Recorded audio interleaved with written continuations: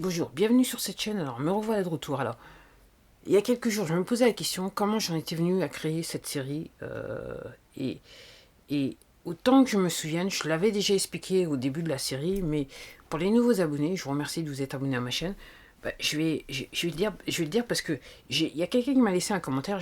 Et réellement, ça m'a. Voilà, depuis quelques jours, je me dis mais comment j'en suis venu. Parce que je regarde un tas de trucs. Comment j'en suis venu à ce point-là. Et je m'en suis souvenu. Ce qui s'est passé, c'est juste avant le confinement, je lisais un bouquin qui s'appelle The Great Deformation. L'auteur, c'est David Stockard. Je vais mettre le lien dans la description. Et j'avoue qu'avant de lire ce bouquin, je me suis toujours intéressé à la création d'entreprises, comment créer son entreprise, l'économie américaine, l'histoire des actions et compagnie, comment le système financier marche et tout ça. J'ai lu pas mal de bouquins sur le sujet, j'ai regardé pas mal de vidéos sur le sujet, et quand je vous dis éduquez-vous, c'est que je pars toujours du principe, je regarde un petit peu le narratif officiel, et après, je vais après essayer de voir ce que disent les gens qui disent le contraire de ce que tout le monde pense. Voilà. En gros, c'est comme ça que ça se passe. Et donc, je suis arrivé, donc juste avant le confinement, je lisais ce bouquin. Et quand j'ai compris, donc j'ai vu sur YouTube, j'ai commencé à voir les médias français qui étaient en train de dire il y aura un confinement, voilà, on va peut-être aller dans un confinement. Et quand le confinement officiel a été annoncé, c'est comme si, d'un point de vue situation économique d'un pays, j'étais en train de lire ce bouquin et j'ai vu les parallèles tout de suite et j'ai commencé à faire des vidéos spontanément. Et je me souviens même que dans une vidéo, j'ai dit, c'était au mois de mars, je pense, j'ai dit, ouais, je pense que ça va durer un petit peu plus longtemps que ça. Bon, après, j'avoue que je ne savais pas tout ce que je sais maintenant. Et j'avoue que, voilà, j'avoue que depuis, je dirais, juillet ou août, effectivement, j'ai obtenu d'autres informations qui font que voilà, voilà, je tiens les propos que je tiens actuellement. Et donc au début, donc c'était juste, voilà, c'était juste moi qui voulais m'intéresser. Après, quand on a déclaré le confinement, j'ai dit ok. Après, quand on parlait virus, et je fais partie des gens, je me suis dit ouais, bon, c'est vrai que bon, je fais attention. Je me souviens à cause du business devoir faire 1 heure et demie de queue à la poste, voilà, un truc de dément. Et tout particulièrement quand vous avez des problèmes de dos, c'est voilà. Et je suis contente que mes problèmes quelque part se soient améliorés, bien que c'était pas facile. 1 heure et demie quand vous pouvez pas rester debout, c'est pas évident. Alors, ouais. Donc quand j'ai compris que la chose elle était là, je me suis dit, je me suis renseigné, j'étais sur YouTube, j'ai regardé des vidéos et j'ai commencé à voir des gens qui semblait sceptique. J'ai commencé. Et vous savez comment ça marche sur YouTube. Vous avez des vidéos qui vous sont recommandées. Et si vous allez sur un sujet, vous avez des recommandations qui vont venir. Donc j'ai commencé, voilà, donc je regardais un petit peu des vidéos d'1 minute des médias français. Après j'ai commencé à regarder l'alternative. Après j'ai commencé à trouver des vidéos de docteurs qui se disaient attends, il y a un problème. Et donc je me suis intéressé et j'ai vu pas mal de vidéos de docteurs qui vont à l'encontre de ce que disent les médias officiels et le gouvernement et les gouvernements du monde pour tout, voilà, voilà. Donc voilà, c'est comme ça que ça s'est fait. Et donc là, il y a quelques jours aussi, je pensais au rôle des médias qui est très important dans l'affaire et qui fait que de toute façon, là, les populations du monde sont dans la peur, particulièrement en France. Moi, ce qui me surprend à demi, c'est que quand je sors, je vois que des gens ont réellement peur. Quand je croise des gens, je lis la peur dans les yeux des gens. Et entre guillemets, c'est voulu. Donc, oui, donc, mon propos, il y a quelques jours, je me suis dit, ouais, le rôle des médias dans tout ça. Donc, peut-être que j'ai tort, et je sais, peut-être qu'il y a pas mal de gens comme moi qui ont tort, qui pensent comme moi qui ont tort. Je me suis dit, ok, tout dépendra de comment la balance elle penche. Après, ce que je dis, c'est quand même, et cet épisode ne sera pas appelé des trucs bizarres, mais je vais le dire, c'est quand même bizarre que si vous regardez l'ensemble des médias, ok, l'histoire est la même. C'est-à-dire que je dirais, quelle que soit la tendance politique, et je sais même plus maintenant s'il y a réellement une tendance politique dans les journaux, ou les médias, les journaux télévisés, les journaux, la presse, je sais plus si réellement on voit réellement une tendance politique prononcée. En gros, on a le même discours. Sur le sujet, on a le même discours. Sur la politique internationale, tout le monde a le même discours. Et ce qui me surprend, c'est que personne, enfin, je ne vais pas dire personne, si, il y a une minorité de personnes qui trouvent ça inacceptable et bizarre, dont je fais partie. Ok. Alors c'est pour ça que je dis qu'il y a un narratif. Et comme je dis, je l'ai précisé dans une autre vidéo, comme je fais de la création de contenu, aussi bien pour cette chaîne que pour ma musique et tout ça, et que voilà, et que j'écris des chansons, et que voilà, je fais des paroles, j'écris les paroles moi-même, donc en gros, voilà, donc en gros, création de contenu, j'avoue que je me suis penché sur comment créer des vidéos, enfin, comme la création de films, comment la création de contenu pour les films, les scripts. Donc, j'ai lu des bouquins sur le sujet. Donc, voilà, c'est pour ça que je vous dis, moi, avec un esprit de recul, parce que j'ai, entre guillemets, cette chance où j'ai un petit peu de recul par rapport à tout ça. J'ai pas la tête dans le guidon en tant que telle. J'ai la tête dans le guidon pour mes affaires, qui périclitent, merci, grâce au gouvernement, merci. Mais j'ai cet esprit de recul et j'ai l'impression, quand je regarde ce qui se joue devant moi, c'est comme si j'étais en présence d'un script. On ne me l'enlèverait pas de la bouche, je suis obligé de le dire. Et c'est pour ça que je dis qu'il y a un narratif et qui va à l'encontre du citoyen moyen, du citoyen lambda. C'est tout ce que je peux dire. Et donc je me suis posé la question, donc je me suis dit, c'est ce que je commence à dire, c'est, alors, quelle que soit l'alternative, quel sera le rôle des médias? Donc en gros, si on est dans une situation où l'état de status quo actuel doit continuer dans le temps, et clairement il y aura une censure, la censure va être installée de manière profonde, bon, je dirais que tous ces gens dans les médias qui ont participé, donc je parle des journalistes, des reporters, voilà, ok, tous ces gens qui ont participé à cette chose, bon, entre guillemets, je pense qu'il n'y aura pas trop de soucis pour eux. Mais si on se retrouve dans une situation où, effectivement, il y a une certaine vérité qui enfin apparaît et que les médias eux-mêmes seront dans la position de ne plus pouvoir cacher, je me dis quelque part, je pense qu'il y a des journalistes qui vont perdre leur emploi. Parce qu'après, il va bien falloir chercher un coupable. Ok. Et clairement, il y a des gens qui cherchent des coupables. Alors, au moment où je vous parle en France, et je me dis qu'il y a des journalistes que vous avez l'habitude de voir. Si vous regardez beaucoup la télé, c'est pas mon cas. Je regarde jamais la télé. Encore une fois, quand je prends mes informations, c'est parce que je suis sur YouTube et je vois des clips de une minute. Voilà.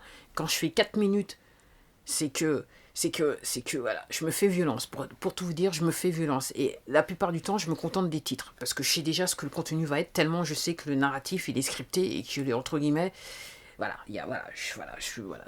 pour moi, c'est une perte de temps. Donc je me dis, ces gens-là, clairement, il y a des gens qui vont perdre leur emploi. Parce qu'il va bien falloir trouver des coupables.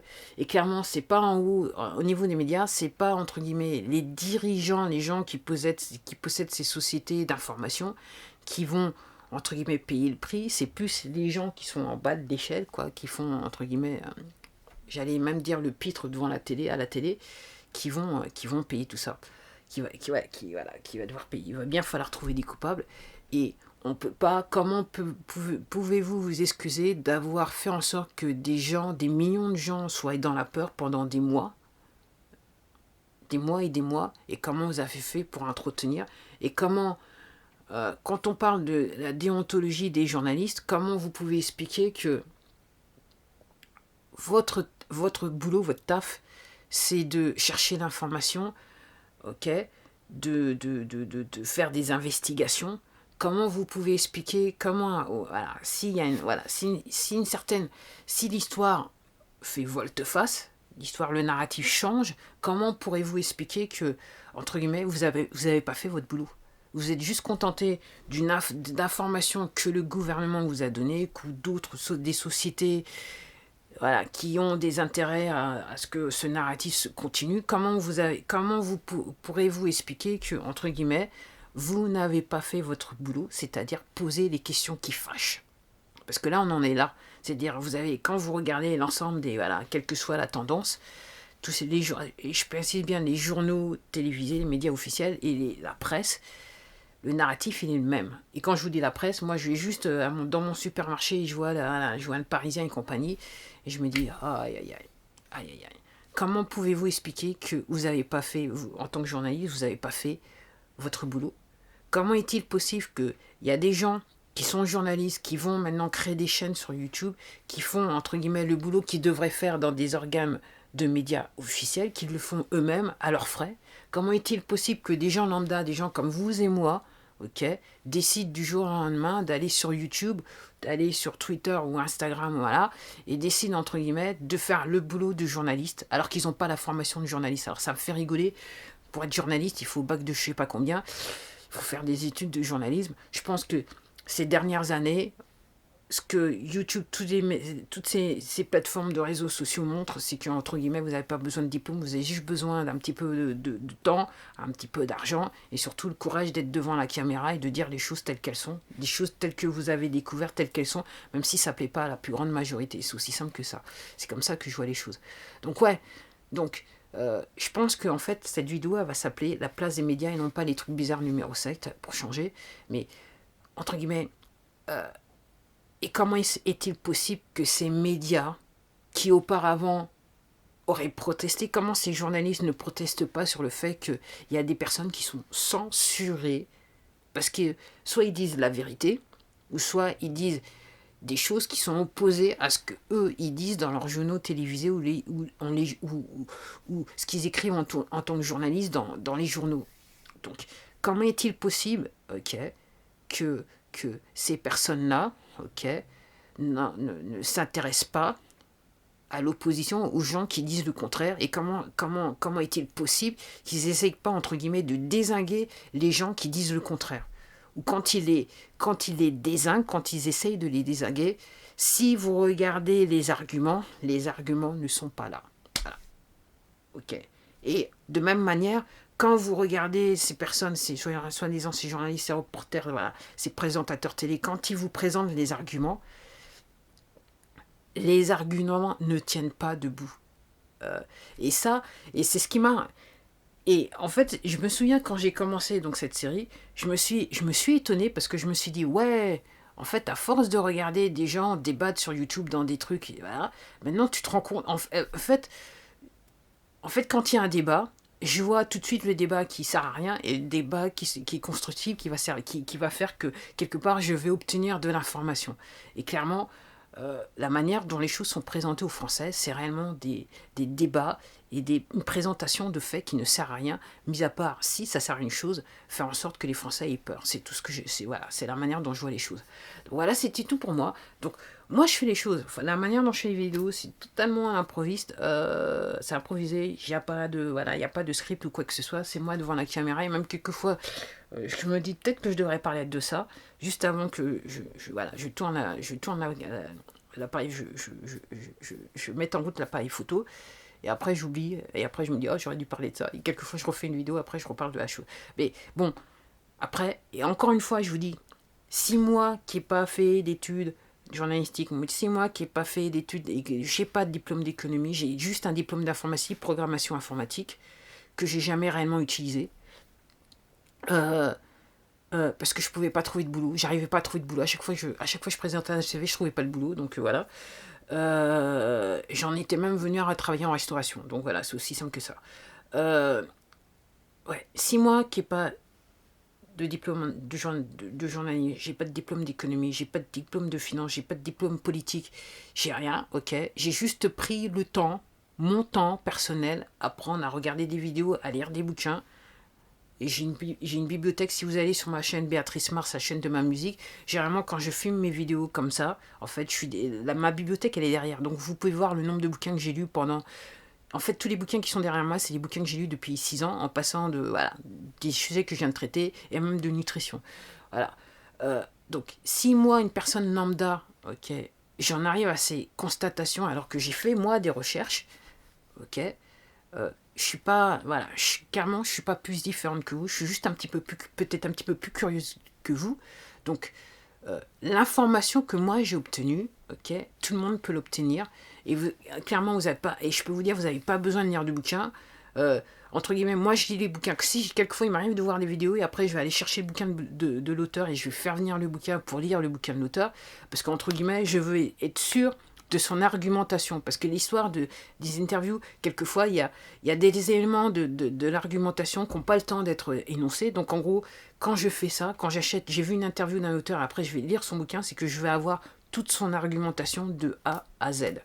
Donc comment est-il possible que moi, une personne lambda, donc une personne, moi je suis personne, et j'ai même une chanson qui s'appelle Je suis personne, si je suis personne exactement, comment moi j'en arrive à faire des vidéos, et comment d'autres gens comme moi en arrivent à faire des vidéos de ce genre-là, et que quelque part, alors mes vidéos sont pas encore censurées, mais j'ai pas beaucoup d'abonnés, donc entre guillemets je suis personne, mais il y a d'autres personnes, ils sont censurés. Leurs chaînes disparaissent, sur Twitter ils sont censurés, et je parle pas seulement des États-Unis où ça se passe voilà, à fond,